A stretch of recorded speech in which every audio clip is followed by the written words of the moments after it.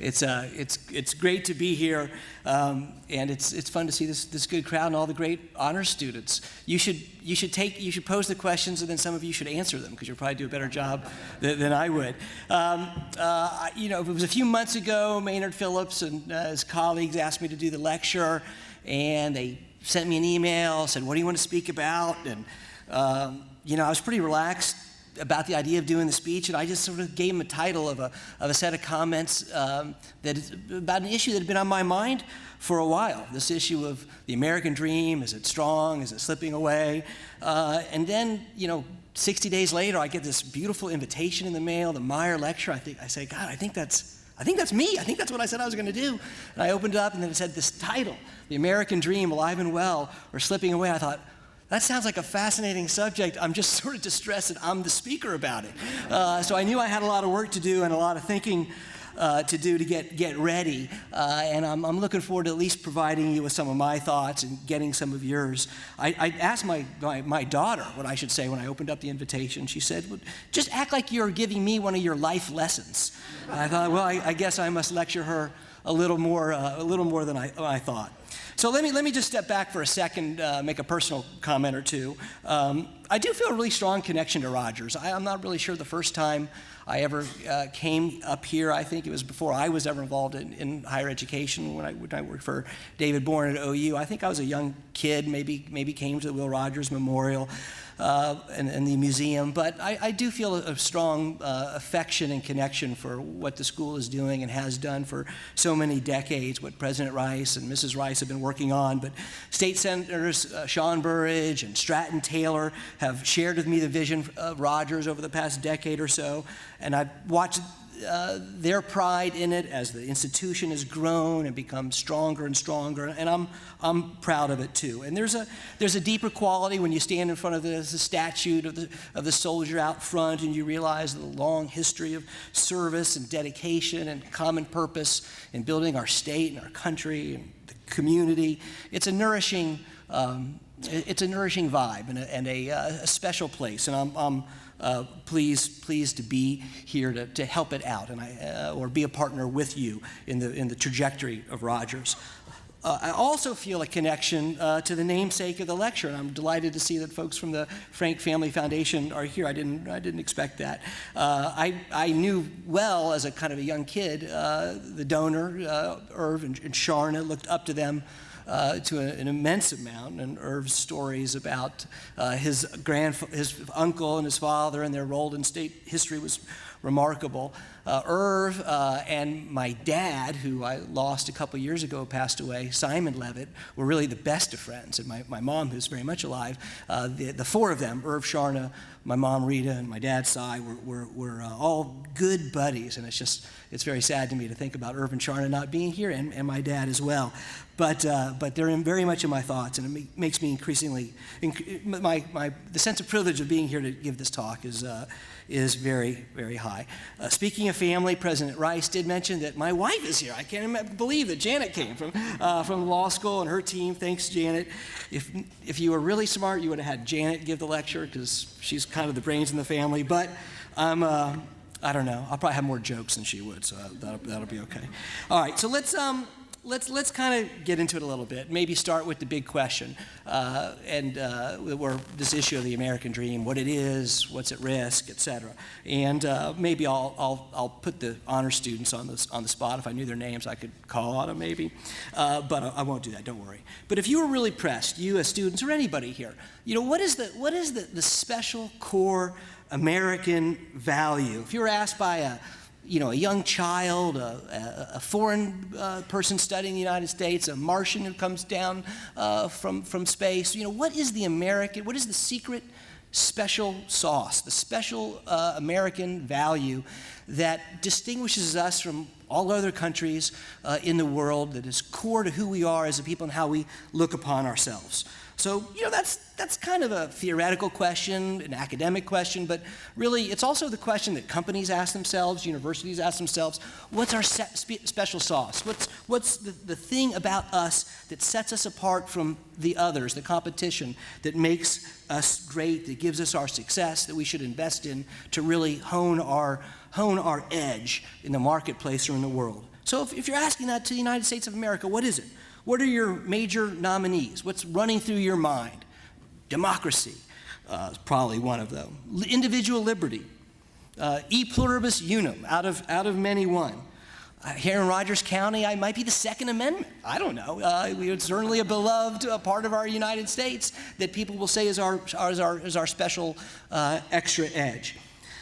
If you're my teenage son, he'd probably say it's March Madness or Coney Island. That would jump to his mind. But in all seriousness, I've nominated a few, and I think I could get your consensus, though, around that one core value. As many nominees are there, as many, if we broke up in small groups, many candidates you'd have, I think we could come up with a consensus. And it would be this, a very short phrase, you've all heard it, equal opportunity for all. Equal opportunity for all. Everyone gets a chance. And I maybe make my argument if I had you in a small group to say, if I was arguing for this proposition versus what somebody else might say as far as our most core value.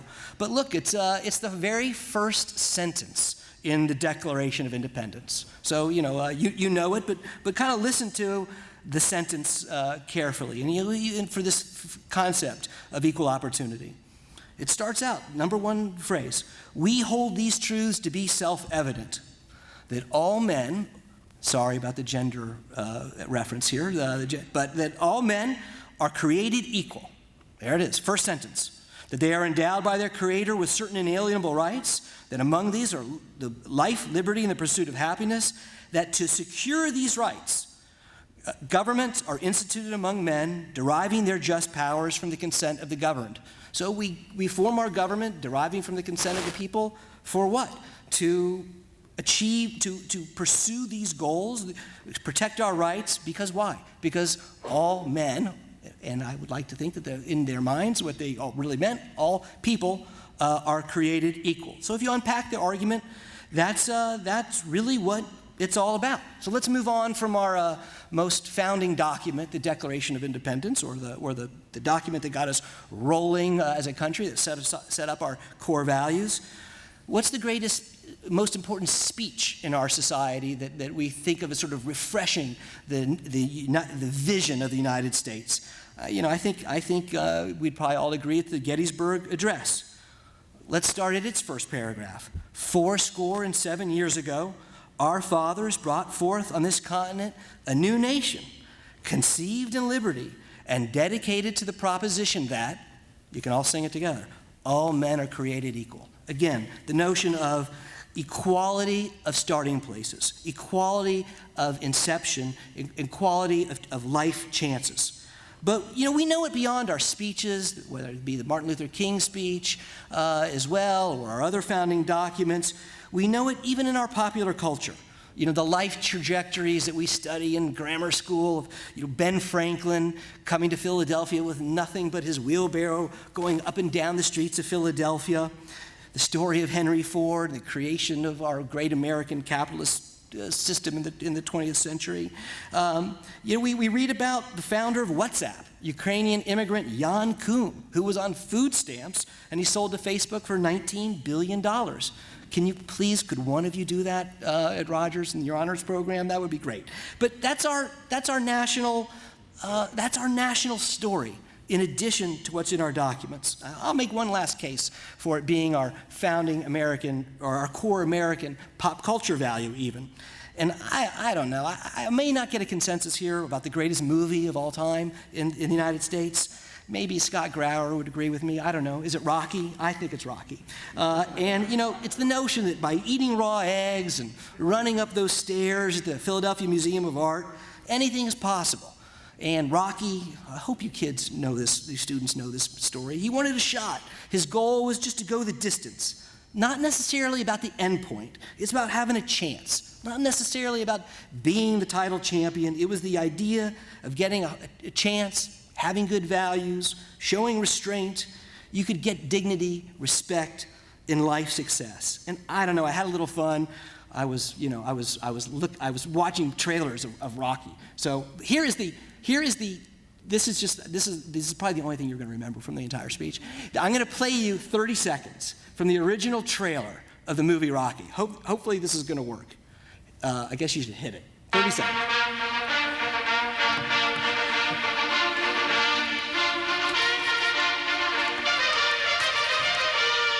You believe that America is the land of opportunity. Paulo Creed does. And he's going to prove it to the whole world by giving an unknown a shot at the title. And that unknown is you. It's the chance of a lifetime. You can't pass it by. Would you like to see the rest of the movie? That'd probably be a better, more educational. But you know, that line that begins the trailer, do you believe America is a land of opportunity? I believe that's the question that we're all wondering, all faced with, and that we're all committed to try to make it so. And I can't say it much better than that. The notion that if you buckle down, work hard, anyone can make it. Not achieve every dream, but get a decent job, pay for your kids' education, have some decent health care, and ultimately retire in some dignity. I think that's the basic social contract, the promise that all Americans should have an equal shot at that.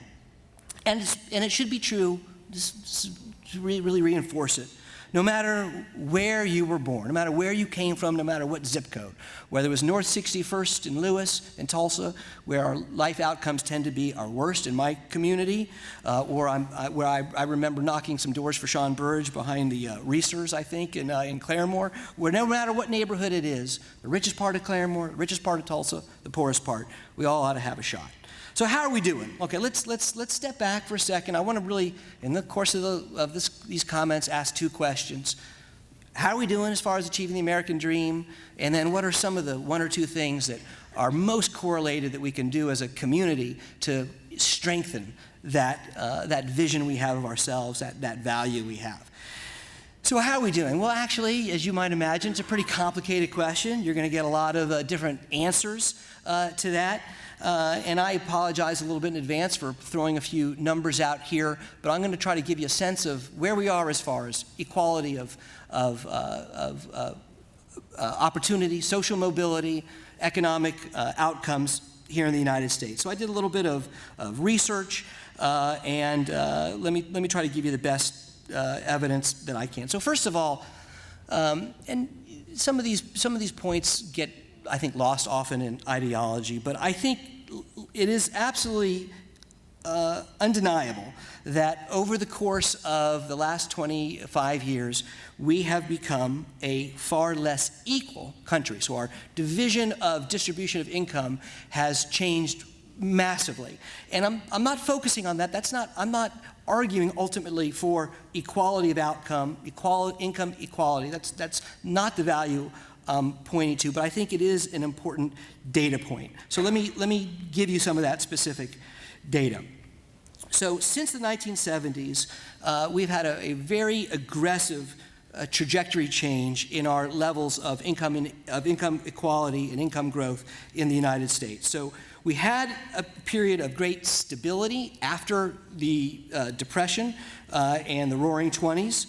All the way till about the 70s, which has the rates of inequality diminished, and then after the 1970s started to become, the differences became much greater. So again, some data.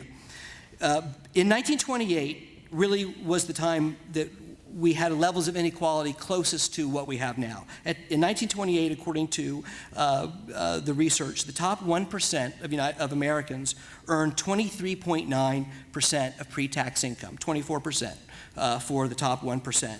Over the course of the post-war era, up into the 70s, that trajectory changed pretty significantly. So we became a less divided country than 1928. So by 1944, for example, the top 1% was receiving just 11.3% of national income, again, compared to about 24% in 1928. By the 1970s, the top 1% figure, the top 1% of U.S. income earners actually had become responsible for earning roughly 10% of national income. That actually was about as low as that has come in the 20th century. But now let's fast forward to today. So today, the top 1% earn 22.5% of pre-tax income, while the bottom 90% earns just 50% of U.S. income. So remember, today, 22.5% for the top 1%, 1928, 23.9%. So we've really sort of returned to pre-depression levels as far as income inequality. And actually over the last 5 years, we've become really in an accelerated form of that. Since the official end of the Great Recession in 2009, 95% of all the income gains that we've received, that we've earned as a nation, have basically been secured by, earned by the top 1%, who, as I said, also have a roughly 22.5% share of national pre-tax income. So most of the experts think that while we're just below where we were in 1928, we're probably soon to surpass that rate of income inequality in the United States. And again, I say all that with a little bit of apology, because I don't think income inequality is what we're searching for. But it's a data point to me on the bigger issue, which is social mobility. How much life, what are the life chances of those born in the lowest segments of our economic sphere to rise to higher levels? And again, so that to me, that's the key question. Less about what the ultimate results are, but the question is, to what extent are life chances dependent on the education and income of parents? We want a society where the life prospects of a child of poor parents or poorly educated parents are as legitimate or as strong as the child born to middle-class parents with college degrees. To me, that's the essence of what the question is that we're posing. That's the challenge that we're trying to secure. So here's what we know about that. I'll give you a few more statistics, not exactly on the issue of inequality, but on the issue of economic mobility, moving from sector to sector, sphere to sphere within the U.S. economy. So according to a study that was done in 2010 by the Brookings Institution, 58% of Americans born into the bottom fifth of that of the economic cycle, of the economic structure in the United States, the lowest 20% of income earners ever move out of that category. So again, 58% do move out of the lowest 20%. Is that good? Is that bad? I don't know. It's 58%. But just 6% born into the bottom fifth ever move into the top fifth, the rags to riches story. You know, so you're talking about roughly 6% move from poverty to wealth in our society. Now you may draw whatever conclusions you want to draw. Is that good? Is that bad? Is that mediocre? It feels sort of mediocre to me, but or worse. But it's lower than almost all of Europe and certainly lower than all of Scandinavia, other places you might compare ourselves to. Now let me ask you at least one other question that dives us into the data just one more time. How has that changed over time? I told you about economic inequality over the course of 1928 to today, and I said it was pretty stark how much worse it's become as far as inequality. Well, how about social mobility, this ability to move between sections of the economy, lowest to highest or lowest to middle? It's kind of interesting. I'll confess to you, I was a little surprised, because I think my perspective or my predisposition was to believe that opportunity for mobility has also worsened significantly over the past 20, 25 years. And actually, I was a little bit surprised in that it's essentially stayed the same. So our inequality has risen significantly, and our social mobility figures have been roughly constant. So for instance, a recent Harvard study led by a guy named Raj Chetty there, who's an economist, he looked at it across the entire century. He found, and this sounds pretty much like what I quoted you from the Brookings Institution, that about 8% of children born in 1980 who grew up in families in the bottom fifth of the income distribution managed to reach the top fifth of their age today. That other study had 6%, this had 8%, and it was 1980. The rate was nearly identical for children born a decade earlier. Among kids born in the middle fifth of the income distribution, about 20%, I think the last study I talked about was 26%, climbed into the top fifth as adults. Also about the same for the decade preceding. In fact, this study, which has been pretty well accepted, looked at similar information from kids born from 1952 to 1975, and they found that rates of intergenerational mobility have stayed roughly steady. So again, just to kind of recap it, so in sum, while inequality has grown significantly worse over time, I think drastically worse, mobility while comparably not very good, has stayed roughly about the same over the course of the last 4 to 5 decades. But I think there's a caveat here, a comment on these two issues. I express them as different, income inequality and economic or social mobility, but they are clearly linked, and studies from around the world have clearly shown what an economist would call a clear negative relationship between income inequality and intergenerational mobility. To say that which I think is obvious, the more unequal a society becomes, that typically there's less intergenerational mobility that follows. Now, clear to say that this data today does not exactly show that to be happening yet in the United States, but I think that we live at a very high risk not to pay attention to the notion that higher rates of inequality would normally yield, or yields in other examples, to higher rates of, or lesser rates of intergenerational mobility.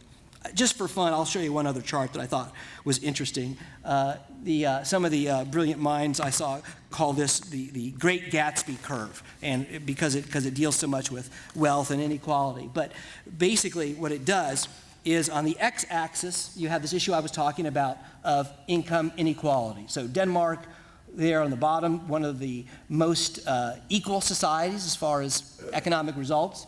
Brazil, Chile, Argentina, some of the least equal. And then you have the United States pretty squarely in the middle of that x-axis. Less equality than Switzerland or